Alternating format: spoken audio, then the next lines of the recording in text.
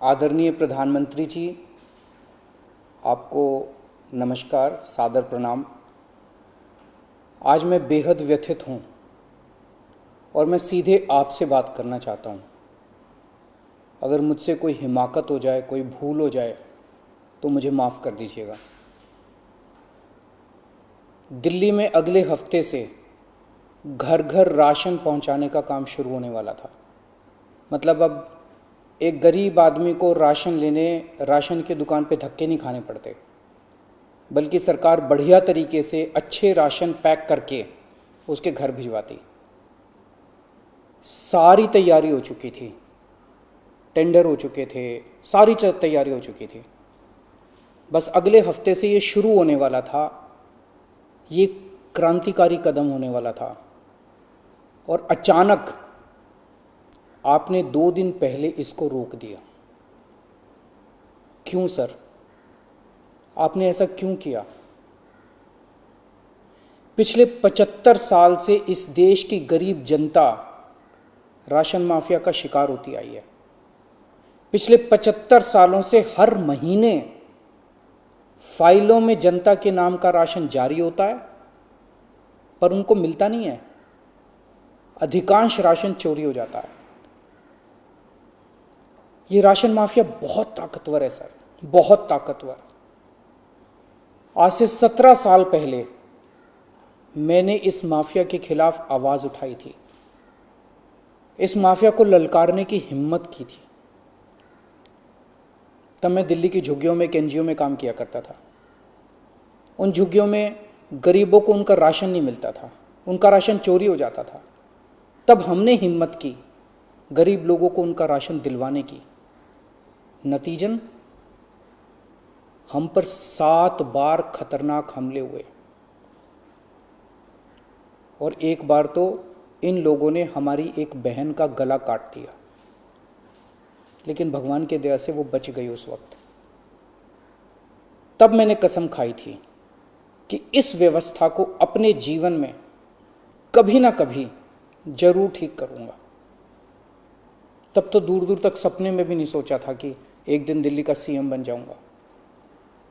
पर कहते हैं ना कि जब आप निस्वार्थ भाव से कोई संकल्प करते हैं तो ऊपर वाला भी अपने तरीके से आपका संकल्प पूरा करने में मदद करता है। इस ब्रह्मांड की सारी शक्तियां आपकी मदद करती हैं। इस राशन माफिया के तार बहुत ऊपर तक हैं सर। 75 साल में आज तक कोई सरकार इस माफिया को खत्म करने की हिम्मत नहीं कर पाई। दिल्ली में पहली बार एक सरकार आई है जिसने ये हिम्मत दिखाई है। अगर ये घर घर राशन व्यवस्था लागू हो जाती ना सर, ये राशन माफिया खत्म हो जाता। पर देखिए ये राशन माफिया कितना ताकतवर निकला। दिल्ली में ये योजना अगले हफ्ते से लागू होने वाली थी और 1 हफ्ता पहले इन्होंने इसको खारिज करवा दिया। आपने ये कह के हमारी स्कीम खारिज की है कि हमने केंद्र सरकार से इसकी अप्रूवल नहीं ली। ये गलत है सर। हमने एक बार नहीं, 5 बार आपकी अप्रूवल ली है। ये रही सारी चिट्ठियां।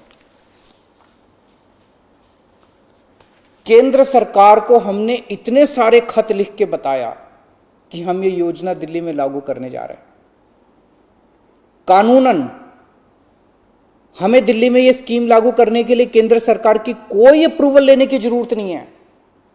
कानूनन इस स्कीम को लागू करने के लिए राज्य सरकार पूरी तरह से सक्षम है।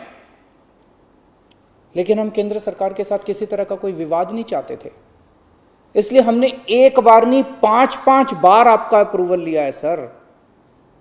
मार्च के महीने में हमारी योजना पे आपकी सरकार ने कुछ आपत्तियां लगाई, हमने आपके सारे ऑब्जेक्शन पूरे कर दिए। जैसे हमने इस योजना का नाम मुख्यमंत्री घर घर राशन योजना रखा था। आपने ऑब्जेक्शन लगाया कि हम इस योजना का नाम मुख्यमंत्री के नाम से नहीं रख सकते। हमारा मकसद अपना नाम चमकाने का नहीं था, हमारा एक ही मकसद था किसी भी तरह से ये स्कीम लागू हो और गरीबों को उनका राशन मिलने लगे। हमने आपकी बात मान ली, हमने स्कीम से नाम ही हटा दिया, और भी आपने जितने ऑब्जेक्शंस किए हमने सारे मान लिए। इस सब के बावजूद भी आप कहते हो हमने आपकी अप्रूवल नहीं ली। और कैसे अप्रूवल लेते हैं सर? अब और कैसे अप्रूवल लें? इस सब के बाद भी आपने ये स्कीम खारिज कर दी, क्यों सर? लोग पूछ रहे हैं, अगर इस देश में पिज्जा की होम डिलीवरी हो सकती है, बर्गर की होम डिलीवरी हो सकती है, स्मार्टफोन और कपड़ों की भी होम डिलीवरी हो सकती है, तो फिर गरीबों के घरों में राशन की होम डिलीवरी क्यों नहीं होनी चाहिए? सारा देश जानना चाहता है आपने ये स्कीम खारिज क्यों की सर? आपने ये भी लिखा है कि चूंकि राशन दुकानदारों ने दिल्ली हाई कोर्ट में इस योजना के खिलाफ केस कर रखा है, इसलिए ये स्कीम खारिज की जा रही है। इस बात पे आप स्कीम कैसे खारिज कर सकते हैं? ये राशन दुकानदार इस योजना के खिलाफ हाई कोर्ट से स्टे लेने गए थे। हाई कोर्ट ने इन्हें स्टे देने से मना कर दिया। जब हाई कोर्ट ने इन्हें स्टे नहीं दिया, तो आपने इस स्कीम पे स्टे कैसे लगा दिया? आपको इन राशन वालों से इतनी हमदर्दी क्यों है? अगर आप राशन माफिया के साथ खड़े होंगे सर, तो इस देश के गरीब लोगों के साथ कौन खड़ा होगा?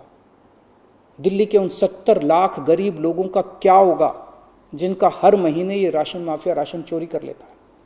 उन 20 लाख गरीब परिवारों की कौन सुनेगा? और एक बात, उस हाईकोर्ट के केस में केंद्र सरकार भी पार्टी है।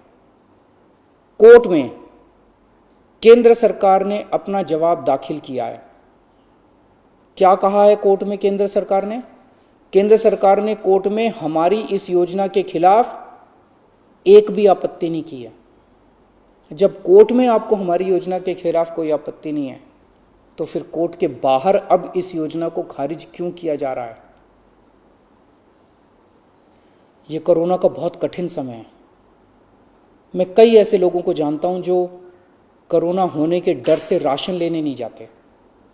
राशन दुकान पे भीड़ लगती है, लोगों को लगता है कि अगर वो राशन लेने गए तो उन्हें कोरोना हो जाएगा। ये सब गरीब लोग हैं सर। इनमें कई लोग कोरोना काल में अपनी नौकरी खो चुके हैं, उनके घर में अब खाने को नहीं है। अगर हम उन्हें इनके घर तक राशन पहुंचाना चाहते थे, तो इसमें आपको क्यों आपत्ति है? कहा जा रहा है कि तीसरी लहर बच्चों पे भारी पड़ेगी।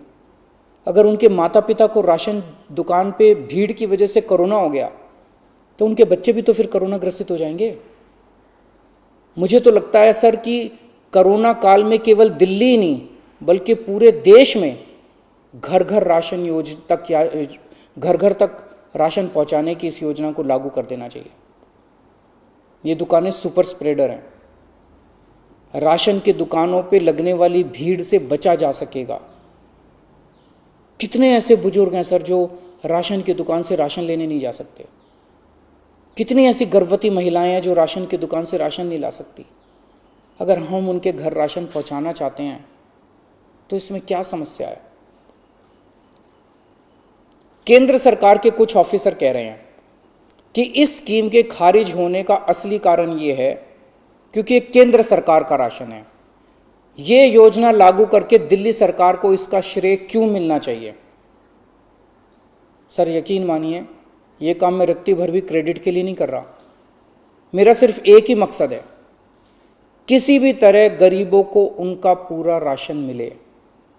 आप प्लीज मुझे ये लागू कर लेने दीजिए। सारा क्रेडिट आपका, सारा श्रेय आपका। मैं खुद सारी दुनिया से कहूंगा खड़ा होकर कि ये योजना मोदी जी ने लागू की है। और फिर ये राशन ना आपका है ना मेरा है। ये राशन ना आम आदमी पार्टी का है ना भाजपा का है। ये राशन तो इस देश के लोगों का है, और इस राशन की चोरी रोकने की जिम्मेदारी हम दोनों की है। इस वक्त देश बहुत भारी संकट से गुजर रहा है। ये वक्त एक दूसरे का हाथ पकड़ के मदद करने का है। ये वक्त एक दूसरे से झगड़ने का नहीं है। लोगों को लगने लगा है कितनी मुसीबत के समय भी केंद्र सरकार सबसे झगड़ रही है। आप ममता दीदी से झगड़ रहे हैं, झारखंड सरकार से झगड़ रहे हैं, आप लक्षद्वीप के लोगों से झगड़ रहे हैं, महाराष्ट्र सरकार से लड़ रहे हैं, दिल्ली के लोगों से लड़ रहे हैं, किसानों से लड़ रहे हैं। लोग इस बात से बहुत दुखी हैं सर कि केंद्र सरकार सबसे लड़ रही है। ऐसे देश कैसे चलेगा? आप हम सबसे क्यों लड़ रहे हैं? हम सब आपके ही हैं, हम सब भारतवासी हैं। ऐसे में हम सब आपस में लड़ेंगे तो कोरोना से कैसे जीतेंगे? हमें आपस में नहीं लड़ना, हम सबको मिलके कोरोना से लड़ना है। कल सब लोग अखबारों की ये हेडलाइन पढ़ना चाहते हैं, मोदी जी ने दिल्ली सरकार के साथ मिलके दिल्ली के हर गरीब के घर राशन पहुंचाया। ये पढ़ना चाहते हैं लोग टीवी चैनलों पे ये ब्रेकिंग न्यूज़ देखना चाहते हैं कि मोदी जी और केजरीवाल ने मिलके दिल्ली के लोगों के, गरीब लोगों के घरों तक राशन पहुंचाया। लोग ये खबर पढ़ना चाहते हैं सर, लोग ये खबर सुनना चाहते हैं। लोग ये नहीं सुनना चाहते कि केंद्र सरकार ने फिर से दिल्ली सरकार से झगड़ा कर लिया, कि केंद्र सरकार ने फिर से दिल्ली सरकार की एक और अच्छी योजना पर रोक लगा दी। मैं हाथ जोड़ के दिल्ली के 70 लाख गरीब लोगों की ओर से आपसे विनती करता हूं, सर प्लीज इस योजना को मत रोकिए। ये राष्ट्रहित में है, इसे होने दीजिए। आज तक राष्ट्रहित के सभी कामों में मैंने आपका साथ दिया। मैंने हमेशा कहा है कि राष्ट्रहित के किसी भी काम में राजनीति नहीं होनी चाहिए। अगर कोई विपक्षी पार्टी की सरकार भी राष्ट्रहित में कोई काम करती है, हम उसका साथ देते हैं। राष्ट्रहित के इस काम में आप भी हमारा साथ दीजिए सर। अभी तक की सरकारों ने देश के गरीब लोगों को 75 साल तक राशन की लाइन में खड़ा रखा। इन्हें और अगले 75 साल राशन की लाइनों में खड़ा मत कीजिए सर, नहीं तो ये लोग मुझे और आपको कभी माफ़ नहीं करेंगे। जय हिंद।